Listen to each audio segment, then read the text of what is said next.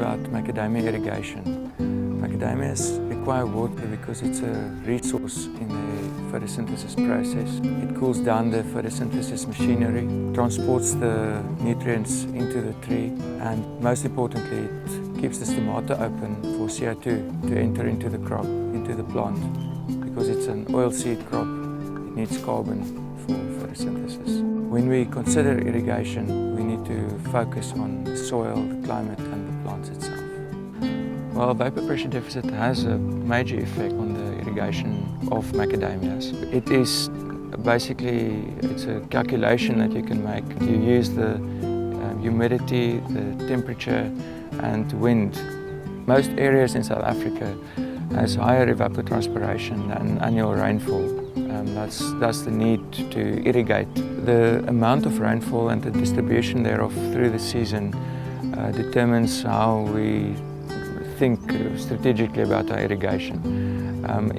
If we have a lot of rain, high rainfall area, and it's well distributed, we may supplement rainfall with irrigation and just add a number of strategic irrigations, maybe during flowering or fruit set. In areas of low rainfall, we would constantly irrigate and just leave space in our reservoir for rain to refill it.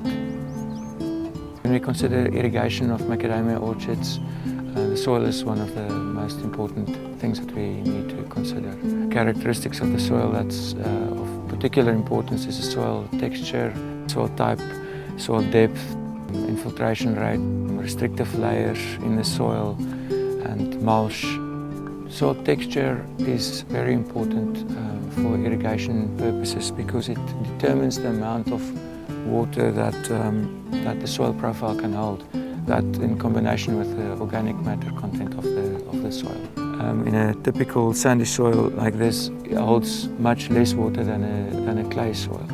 Soil depth affects irrigation because it determines the volume of the soil reservoir, and the effective root zone is basically up to where we find roots in the soil profile. In this specific profile, there's active roots quite deep, and normally in macadamias we have a very concentrated, very shallow root zone. We need to keep in mind how deep the soil is, how deep the effective root zone is, because that determines our frequency of irrigation.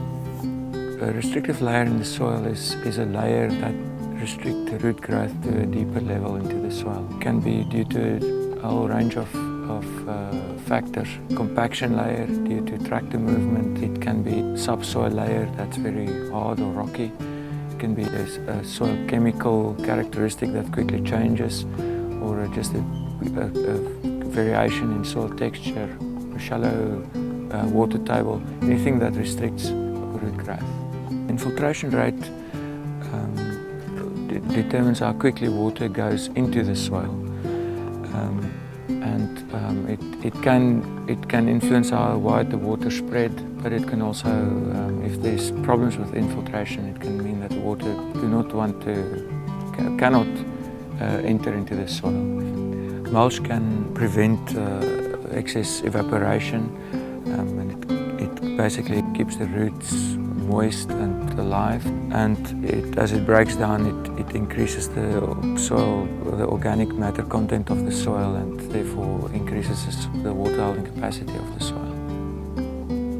There are a few soil-water concepts that we need to understand before we can go forward. I'm going to liken the soil to a sponge. When we irrigate, we saturate the soil. When the soil is saturated, there is no air left in the soil. When I allow free water to drain out of the soil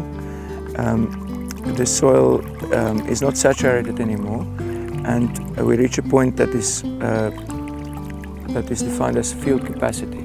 That's the amount of water that the soil can hold without any further drainage occurring. Field capacity is the ideal condition basically for plants in the soil because there are enough moisture and enough air spaces in the soil. A portion of the water that is left in the soil is easily available to the plant. Depending on your irrigation strategy, you will have your refill point either in the middle or the upper sections of the easily available water. So the plant needs to use very little energy to get the water out. There is still a lot of water left in the soil. When I press out all the water, this would be considered permanent wilting point. There is no more water available to the plants, even though there are still water in the soil. Macadamias have some unique characteristics that help them survive water deficit situations. For example, they have sclerophilic leaves that help them to withstand very low water potentials. Under certain conditions, they also develop proteoid root clusters that help them to scour for water. Different macadamia varieties use different amounts of water. As the industry, we are beginning to understand this, but we're still a long way from norms for each of the different varieties. As can be expected, young macadamia trees use less water than mature trees, but relatively speaking, during winter we scale down less than in a mature orchard. It's important to keep in mind that when you blank a young tree into a mature or semi-mature orchard, that you make adaptations to the irrigation system. We need to tailor our water and irrigation according to the phenological stages of the plant. Water requirements and irrigation requirements differ during the growth cycle, during the phenological stages of the macadamia. Basically, during the post-harvest stage, water requirement is low relatively, also because it is winter. Water requirements increase when the flowers come out. It's at a peak normally during September, October, during flowering and fruit set, when the climate's also the driest. Another very critical stage is during oil fill in the latter part of the summer. The atmosphere drives water loss through evapotranspiration. The soil determines how much water is available to the plant. The irrigation system determines how long an irrigation is to refill this reservoir. Cultivar water requirements differ. Critical phases for irrigation is during flowering and fruit set, during the nut drop period, and during oil fill and maturation.